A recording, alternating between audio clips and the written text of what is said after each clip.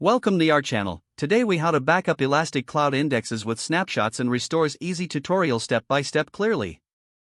To backup Elastic Cloud indexes using Snapshots, start by logging into your Elastic Cloud account.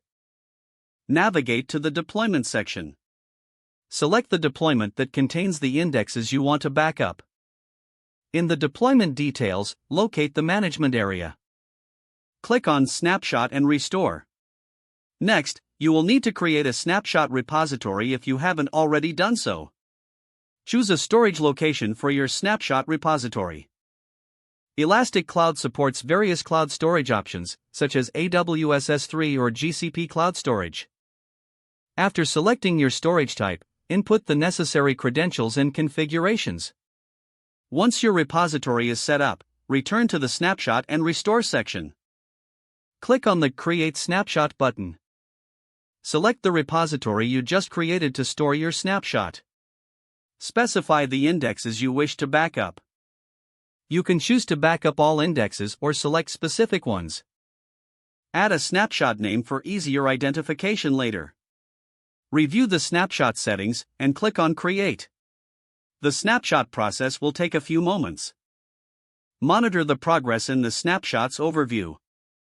Once completed, your snapshot will be saved in the specified repository. To restore a snapshot, return to the Snapshot and Restore section. Locate the snapshot you wish to restore from the repository. Click on the Restore option next to the desired snapshot. Choose the destination for the restored data, either a new index or an existing one. Review your restore settings and click Restore.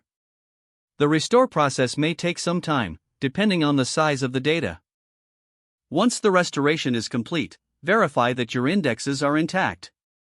You have successfully backed up and restored your Elastic Cloud indexes using Snapshots. If the page does not load, refresh the browser or try again in a private or incognito window. Make sure you are using the correct email address, then retype it carefully to avoid small typos. If your password is not accepted, use the Reset option and create a new strong password you can remember.